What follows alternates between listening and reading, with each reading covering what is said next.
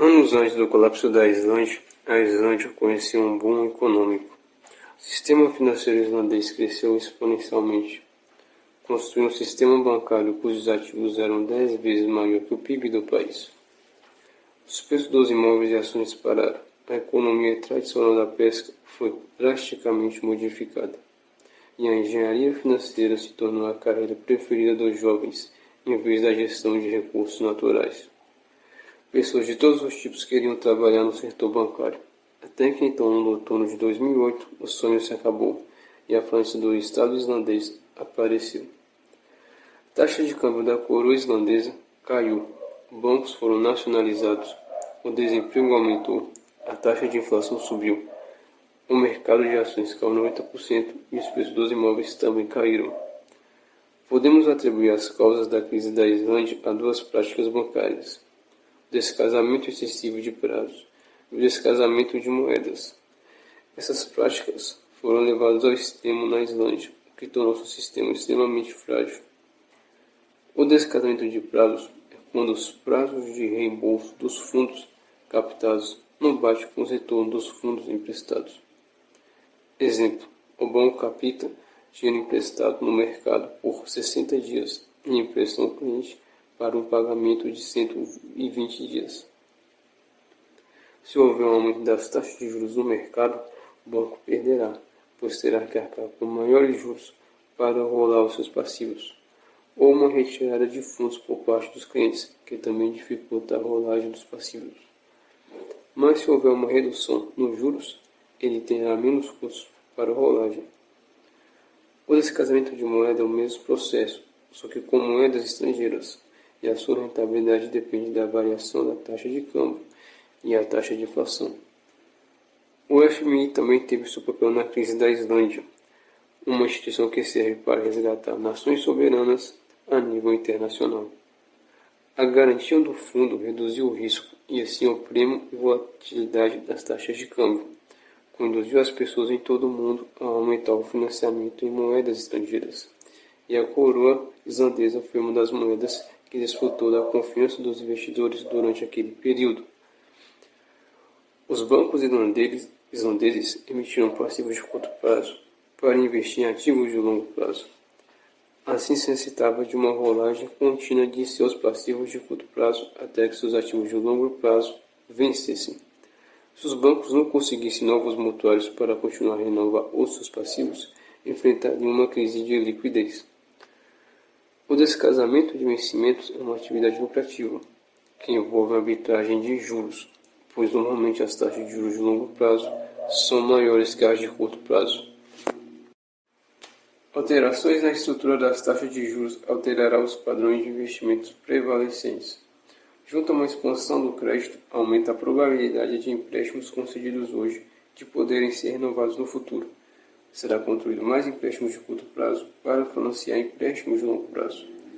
A expansão do crédito e da oferta monetária se dá principalmente pelo uso de três ferramentas do sistema financeiro: o recolhimento de compulsórios, operações de mercado aberto e políticas de redesconto. O multiplicador bancário. Suponha que o banco tem uma reserva de R$1.000 e opere com encaixes de 10%. O banco só mantém 10% do dinheiro, que é igual a 100, e empresta 90% aos clientes. O dinheiro será gasto e será depositado em outros bancos e o processo continuará. Se houver a criação de R$900 em moeda escritural no primeiro processo. O recolhimento de compulsórios representa o percentual incidente sobre os depósitos captados pelos bancos, que deve ser colocado à disposição do Banco Central. Alterações no compulsório afetam o multiplicador bancário. Uma redução aumenta a disponibilidade de fundos para a economia, aumentando os fluxos de pagamento e reduzindo o custo de crédito. E o inverso também é verdadeiro. Operações de mercado aberto, onde ocorre a compra e a venda de títulos da dívida pública no mercado. As autoridades monetárias intervêm no mercado, adquirindo títulos públicos e poder dos agentes econômicos, aumentando a liquidez e reduzindo a taxa de juros. Enquanto querem contrair, ele emite novos títulos de dívida pública no mercado. Redesconto bancário é a concessão de crédito do Banco Central para as instituições financeiras. Os bancos realizam empréstimos, conhecidos como empréstimos de assistência à liquidez. A taxa de juros cobrada nessas operações é denominada taxa de redesconto. Se a taxa de redesconto for baixa em relação àquela adotada pelo mercado, as instituições financeiras são incentivadas a elevar a oferta de crédito. Ao elevar a taxa, se reduz a oferta de crédito no mercado, aumentando a taxa de juros. Se a percepção de risco aumenta, torna-se mais provável que os empréstimos de curto prazo não sejam continuados, rolados.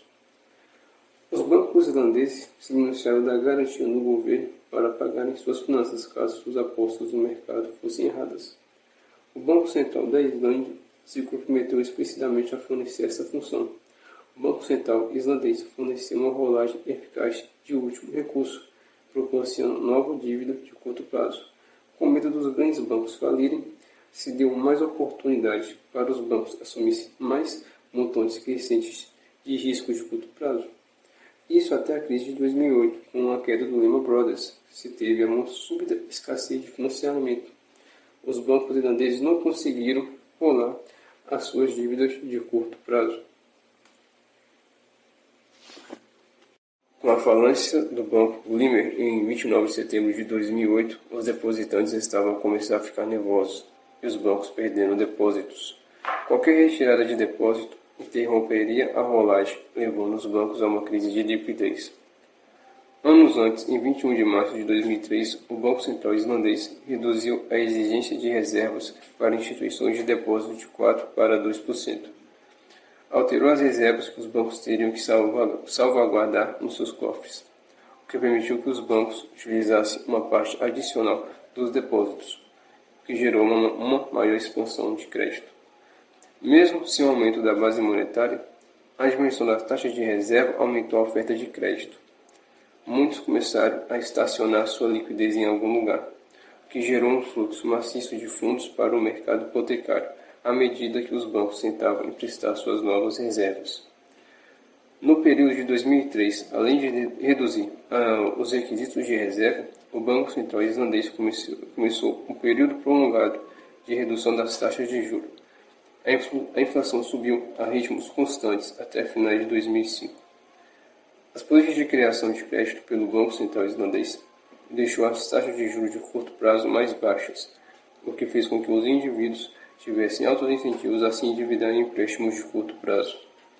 Os bancos centrais geralmente se restringem a políticas monetárias que são limitadas às taxas de juros de curto prazo, mas o descasamento ou desfazamento de prazos transforma taxas de juros baixas de curto prazo em taxas de longo prazo baixas, já que os bancos aumentam a oferta de fundos de longo prazo através de empréstimos a longo prazo feito com descasamento de vencimentos. Além do Banco Central islandês, outra instituição do governo que ajudou a manter as taxas de juros de longo prazo baixas, que foi o Fundo de Financiamento à Habitação islandês, que tinha sido criado em 1999. Ela tinha conquistado o mercado. Em meados de 2004, quase 90% das famílias islandesas detinham algum empréstimo dessa instituição, e mais da metade do mercado obrigacionista é representado pelas suas obrigações. Se os credores não renovam as suas dívidas de curto prazo, um banco com incompatibilidade de vencimento torna-se ilíquido, o que pode se espalhar para todo o sistema. Os bancos ilíquidos são forçados a vender ativos para cobrir os seus déficits. Esta venda deprime os seus preços. Os bancos tentarão amortizar o capital e enfrentar a insolvência, o que induz os participantes do mercado a deixarem de renovar empréstimos aos bancos. Ao contrair empréstimos de curto prazo, os bancos criam uma demanda adicional de fundos de curto prazo, aumentando as taxas de juros de curto prazo. Ao emprestar a longo prazo, criam uma oferta adicional de financiamento a longo prazo, provocando uma descida nas taxas de juros de longo prazo.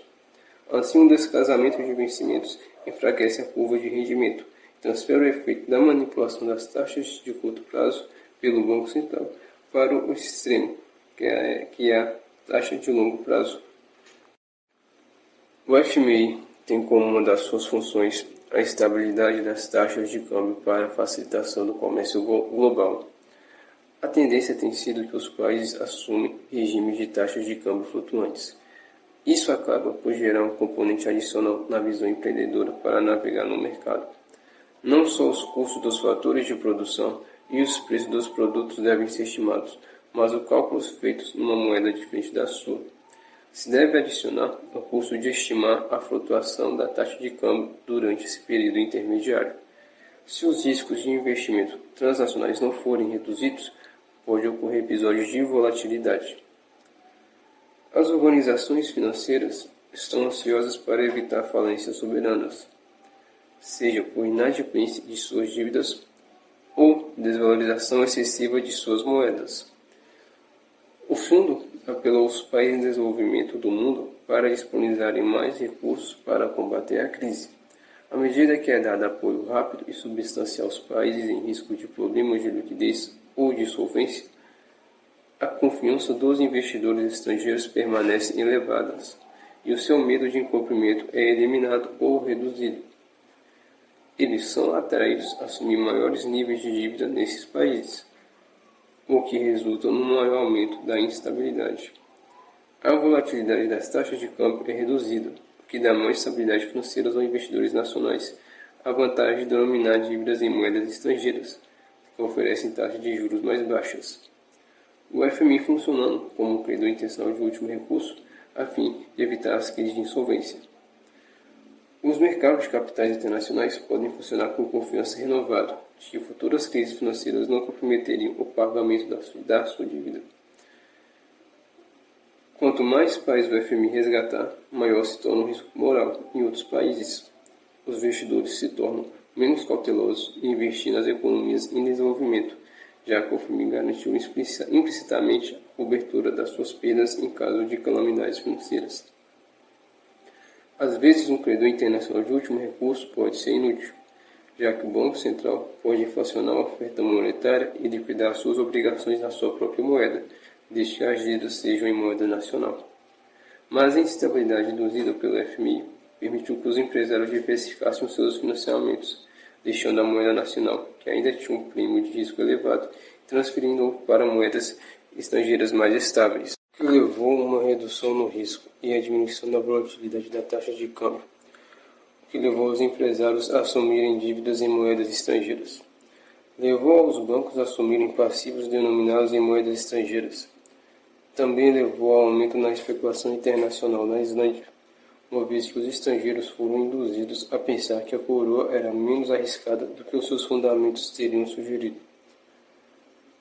Os fundos nacionais para descasamento de investimentos eram limitados na pequena economia islandesa. Devido às suas fortes classificações de crédito, os bancos islandeses conseguiram fundos, o que permitia a eles emitirem títulos no mercado internacional. Os bancos começaram a fundir-se, combinando-se e assim recebendo classificação de crédito A2. Seguiu-se a estratégia de comprar bancos com melhor classificação para melhorar sua própria classificação. Os outros bancos também conseguiram melhorar sua classificação durante o boom da liquidez global do início dos anos 2000, ganhando acesso a mercados atacadistas globais. Os bancos começaram a oferecer contas de depósito para obter mais fundos dos mercados estrangeiros, utilizando principalmente a internet, obtendo muitos clientes da Grã-Bretanha, Holanda e Alemanha. Assim conseguiram empréstimos de fundos estrangeiros de curto prazo para investi-los no longo prazo, tanto nacionalmente como internacionalmente. Isso foi especialmente atraente porque as taxas de juros internas eram superiores ao dos bancos centrais estrangeiros, que se engajaram naquele período em políticas de flexibilização monetária, mais extremas do que o Banco Central islandês. O descasamento de moeda se dá pela arbitragem em taxas de câmbio, explorando taxas de juros em diferentes países. As pessoas se endividam em países com juros mais baixos e investem nos países que têm juros mais altos, QR3. Eles se endividaram em moedas estrangeiras para investir em ativos islandeses. Se a moeda investida se deprecia perante a emprestada, se pode ter altas perdas, resultando em insolvência de investidores que aplicam QR3. Sendo um acontecimento e contribui para isso a redução do risco cambial pelo FMI. O risco de perdas decorrentes desses movimentos adversos nas taxas de câmbio geralmente limita a extensão dessa prática. A Islândia tinha alto nível de índice de desenvolvimento humano nas Nações Unidas, um dos PIBs mais elevados do mundo, e era bem reconhecido globalmente, que fazia que os investidores não temessem investir ali. Uma das coisas que contribuiu para o descasamento de moeda foi o swap cambial. Um swap cambial é uma troca de fluxos de caixas futuros, denominados em moedas diferentes. Exemplo: um islandês pescador vende seu produto para uma pessoa de outro país e recebe na moeda do seu comprador, libras, mas ele paga suas contas na coroa islandesa. E outra pessoa que vende bens na Islândia tem que pagar suas contas na moeda doméstica, libras. Ambos enfrentam um risco cambial. O que vende na Islândia pode receber uma coroa desvalorizada antes de vender o seu produto. Ele tem que converter a coroa em sua moeda, mas esse investimento pode valer menos se a coroa se desvalorizar. Ambos, para evitar esse risco, podem fazer um acordo. O britânico dá uma parte das suas receitas em coroa islandesa para o pescador, em troca das receitas em libras do pescador a uma taxa de câmbio acordada. Dado que a taxa é fixada no início, as flutuações nas taxas de câmbio futura são ignoradas. Os bancos islandeses compraram muitos swaps para cobrir suas posições, o que dá uma falsa sensação de segurança em relação à restrição futura da liquidez. Os bancos confiaram demais nos swaps, não levaram em conta o descasamento de vencimentos, o que tornou os swaps insuficientes para ajudá-los. A dívida de curto prazo vence se tem uma necessidade repentina de moeda estrangeira para saldar a dívida. Um swap cambial só permite que uma pequena quantia seja disponibilizada a cada ano ou outro período de tempo pré-determinado. Imagine situação ilustrativa: um banco que se endividou contraindo empréstimos de 100 mil euros para conceder uma hipoteca de 13 milhões de coroas islandesas. Ele paga 8 mil euros, 8% de juros ao seu credor e recebe 1,3 milhões de coroas ao titular da hipoteca anualmente. Com uma troca, o banco pode converter cada pagamento anual pela hipoteca do titular, 1,3 milhões de coroas em euros, a uma taxa fixa de, suponha, 140 coroas por euro. O banco cobre as suas despesas de 8 mil euros anualmente, recebendo 9.286 euros.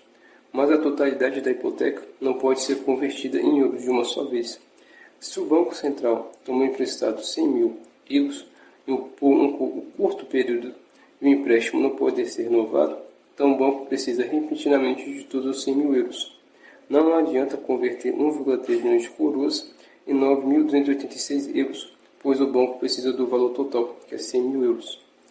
Enquanto os bancos centrais continuassem com as suas políticas de juros astronomicamente baixas, eles não teriam problemas para renovar suas dívidas de curto prazo.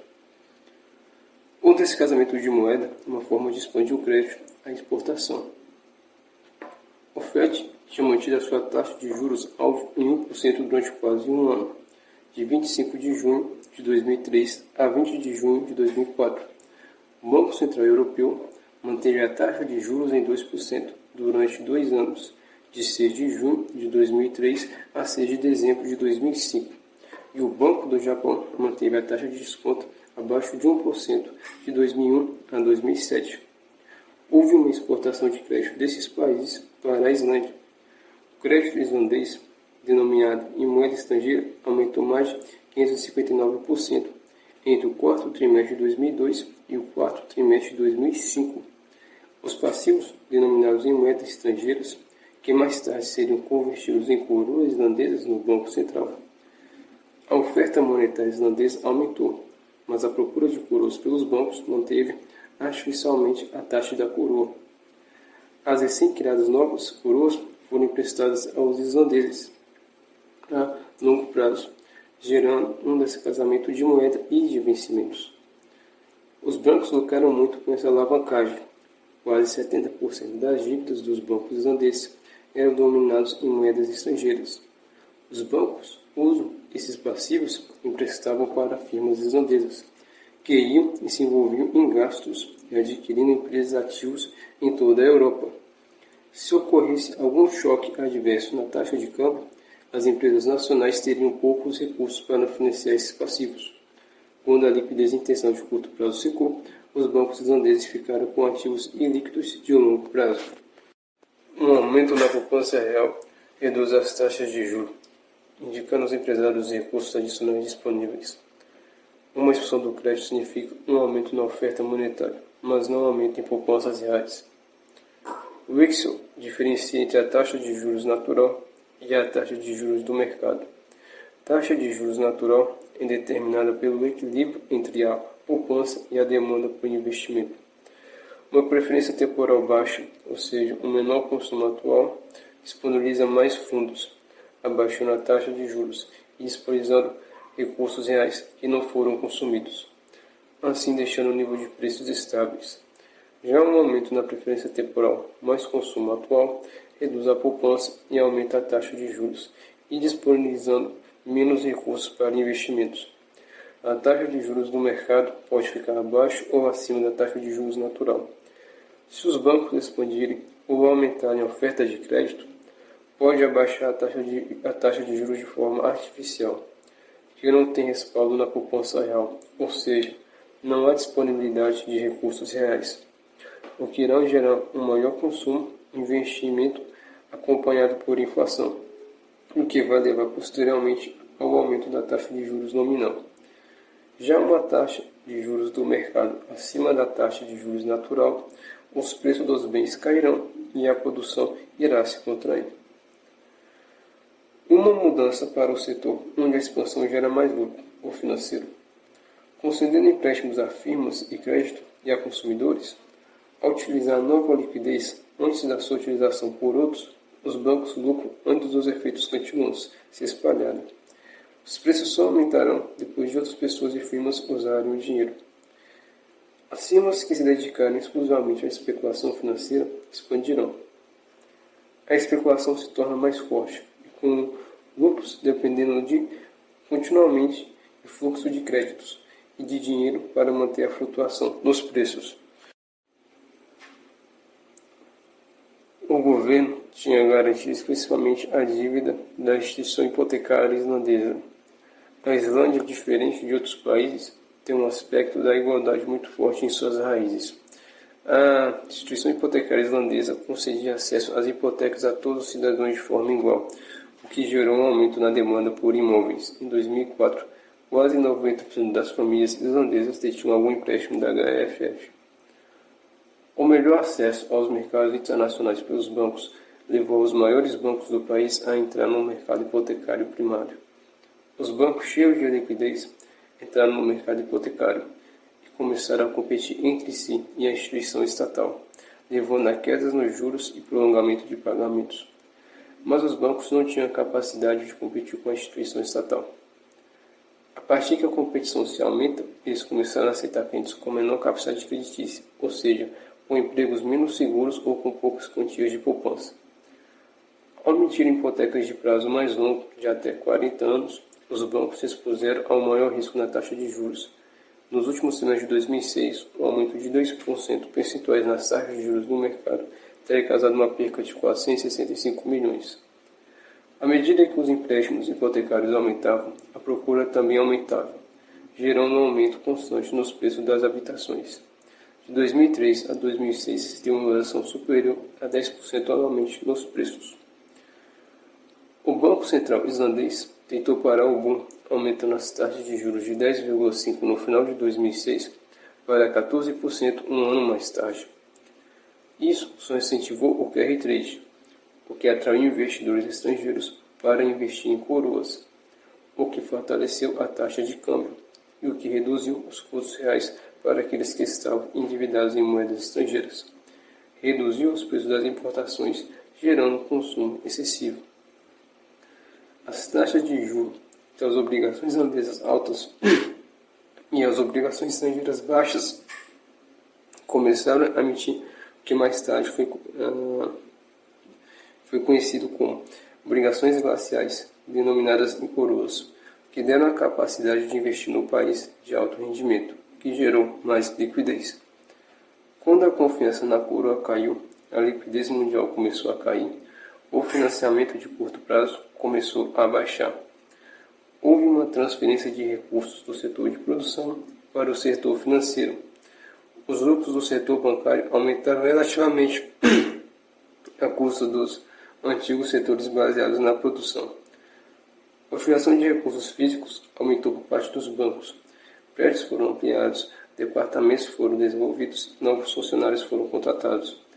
As universidades começaram a ofertar cursos voltados ao setor financeiro e os bancos ofereciam altos salários. Quando os trabalhadores foram atraídos para o setor financeiro, a força de trabalho no setor produtivo real diminuiu, gerando escassez de talentos no setor empresarial. A produtividade sofreu e ela começou a depender cada vez mais de bens importados. Ela se tornou exportadora de serviços financeiros e importadora de bens.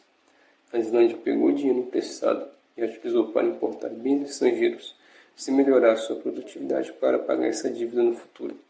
Se desenvolveu um déficit comercial. A coroa forte deixou atrativas as importações. Para os estrangeiros, a coroa islandesa tornou-se menos atrativa, já que os bens islandeses eram mais caros para eles.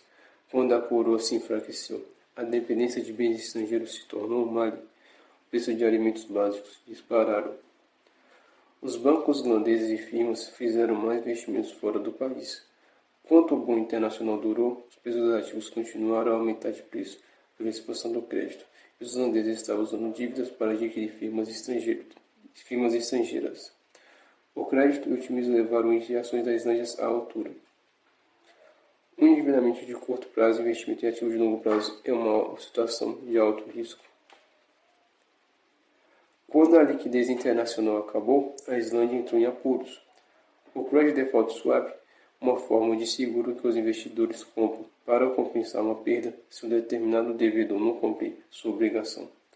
Quando o investidor detém um título de $1 milhão e o prêmio de risco é de 25 pontos base, ou seja, 0,25%, ele pode se assegurar contra uma inadimplência pagando uma taxa anual de 0,25% de $1 milhão, ou seja, 2.500. Você pode comprar sem mesmo ter dívida. Ao pagar 2.500, o fundo poderá alocar $1 milhão se o devedor não pagar. Os fundos poderiam alocar capitando na queda dos bancos islandeses através da compra de Credit Default Swaps. E no ato de comprar swaps, minar a confiança nos bancos e promover o seu próprio investimento. Em 2006, investidores começaram a apostar contra os bancos islandeses por causa da sua dependência de liquidez de curto prazo. Os preços dos CDS aumentaram e os spreads dos bancos aumentaram, o que indica desconfiança do mercado nos bancos, estimulando ainda mais a procura por seguros, levando a spread mais elevado sobre a dívida, até que os bancos não conseguem receber mais financiamento. Mas isso é só o problema se ocorrer descasamento, pois mesmo com a confiança minada, eles podem perder depósitos, mas não serão totalmente derrubados. O aumento dos spreads do CDS minou a confiança nos bancos. A coroa enfraqueceu. Em 2007, o problema de liquidez se agravou. Os bancos começaram a pedir ao Banco Central coroas para trocar por moedas estrangeiras. Em resultado, a coroa começou a perder valor perante as outras moedas e o ouro. Com o resgate do bancos de investimentos, a coroa perdeu ainda mais valor e a confiança caiu mais ainda. A Islândia recebeu empréstimos de emergências dos bancos centrais da Suíça, do Banco Central norueguês e do Banco Central dinamarquês.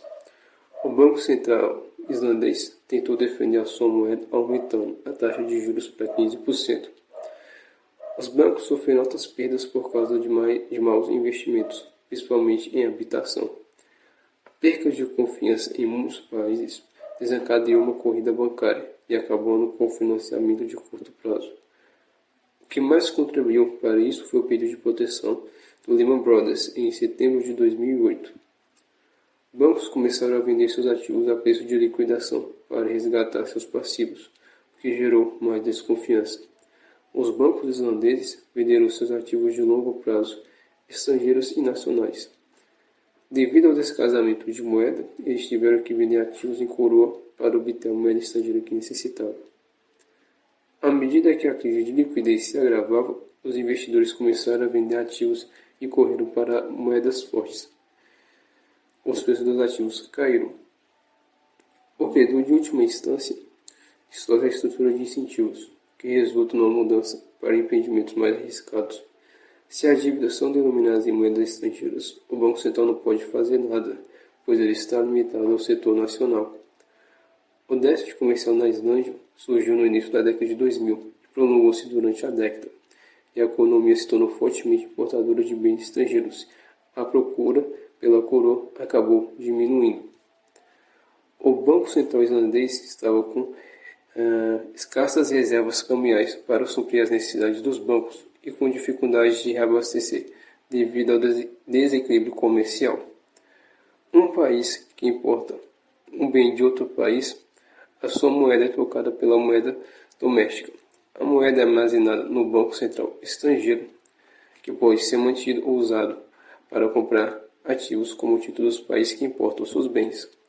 Um país que tem superávit acaba tendo maiores reservas estrangeiras, que podem ser armazenadas ou usadas para adquirir ativos de países estrangeiros como títulos de dívida pública.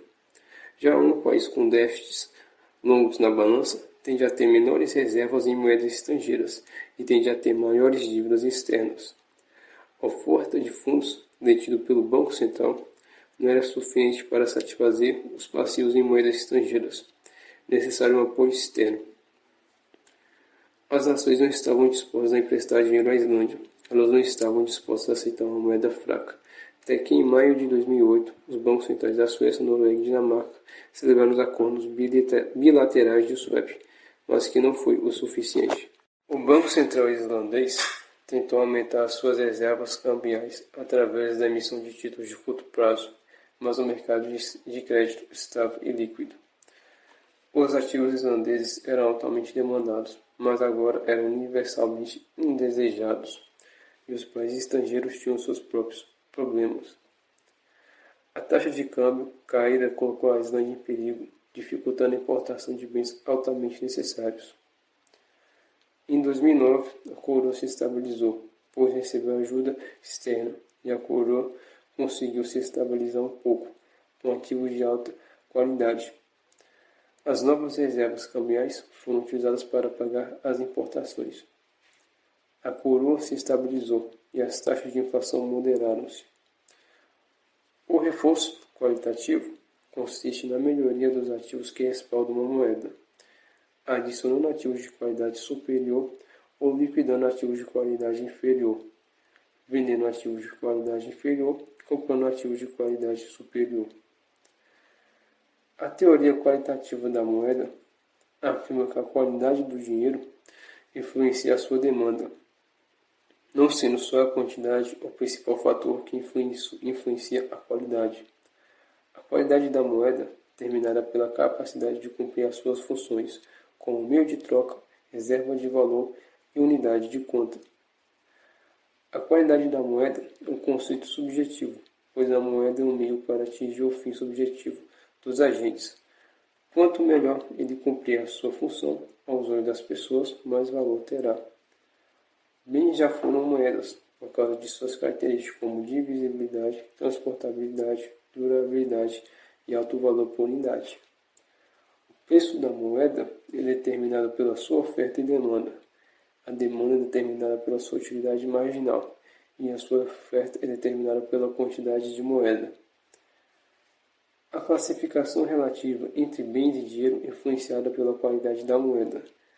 Se houver um aumento da qualidade da moeda, a sua demanda aumentará e o poder de compra também.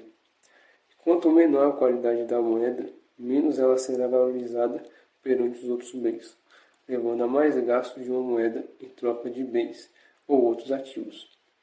A moeda irá perder valor e os preços aumentarão. Quanto mais líquido, ou seja, quanto mais fácil a rapidez de um ativo ser trocado por outro, melhor será. E quanto mais líquido, pior.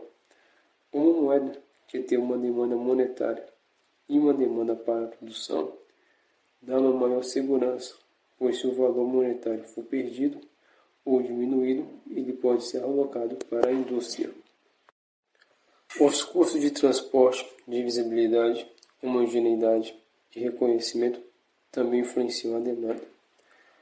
As trocas ocorrem no tempo, então o meio de troca que sofre mudanças extremas em curtos períodos de tempo dificulta a utilidade como unidade de conta, dificultando assim a comparação entre preços. Exemplo, criptomoedas, pela sua alta demanda especulativa, sofrem muitas variações no seu preço. Quanto menor também for a perca de valor, com o tempo melhor vai ser um ativo para reserva de valor. O valor da moeda pode mudar de acordo com as expectativas futuras das pessoas. Mudanças na composição da moeda também podem levar mudanças na valorização das pessoas sobre o meio. Exemplo, um rei recolhe 10% das moedas de ouro e as falsifica usando cobre, derretendo as moedas e confiscando o ouro, e substituindo elas por cobre. Se as pessoas descobrirem isso, darão um menor valor à moeda. Os preços subirão, mesmo sem aumentos na oferta de moeda. Alterações no laço da moeda também podem levar a alterações na percepção das pessoas. Temores e dificuldade de resgate pode diminuir a qualidade da moeda. Um sistema financeiro mais líquido leva a maiores chances de resgate, que pode levar a aumentos da oferta de moeda. Os ativos e reservas dos bancos e do Banco Central são importantes para o valor de uma moeda, pois os ativos sustentam os passivos. Numa corrida bancária, um banco que detém ativos de pior qualidade, hipotecas, empréstimos ilícitos, terá dificuldade para trocá-las, enfrentará dificuldades de conseguir grandes quantidades de dinheiro dos depositantes. O banco com ativos mais líquidos, ouro e letras de câmbio, conseguirá adquirir mais dinheiro dos depositantes. A qualidade dos ativos afeta a qualidade das notas dos bancos. Os ativos do Banco Central cobrem os passivos dele. Os detentores de moeda resgatam na conta os ativos vendidos. Quanto maior for a qualidade dos ativos que o Banco Central possui, ele terá mais segurança para garantir o valor da sua moeda a longo prazo. Um Banco Central com a balança deteriorada pode precisar sofrer uma recapitalização por parte do governo, assim tendo um aumento na oferta de moeda. Acordos de linha de swap com bancos centrais cujas moedas estão se desvalorizando se corre um risco cambial, deteriora a qualidade dos ativos de um banco central, ou adquirir ativos ilíquidos do sistema bancário. O Banco Central pode defender a sua moeda vendendo reservas estrangeiras. As reservas cambiais como o ouro são vistas como ativos altamente líquidos, até mesmo em períodos de alta incerteza. As reservas estrangeiras também são importantes para fornecer liquidez a instituições financeiras com dívidas estrangeiras. O capital próprio do Banco Central também pode ser utilizado para absorver o impacto. Um rastro baixo torna provável uma recapitalização pelo governo, levando a aumento no déficit público e ao aumento na monetização da dívida e da quantidade de moeda. A independência do Banco Central perante o governo também significa maior risco de monetização de dívida, se houver uma menor independência. Uma maior transparência para as autoridades também afeta a qualidade da moeda. Para que a economia se estabilize novamente, os maus investimentos devem ser liquidados e os recursos realocados para os seus melhores fins. Uma redução do setor financeiro e uma volta do crescimento dos empreendimentos em recursos naturais. Por causa do boom, setores intensivos em capital como imobiliário expandiu-se e contraiu a economia tradicional, que era da pesca e dos produtos marítimos. Também se gerou um crescimento do consumo, que aumenta a preferência temporal. Os holandeses deveriam ter prudência com o crédito e os gastos.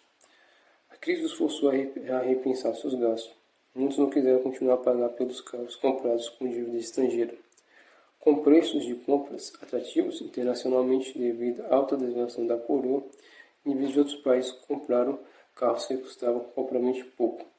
A Islândia se tornou exportadora de automóveis, mesmo não tendo produção automobilística.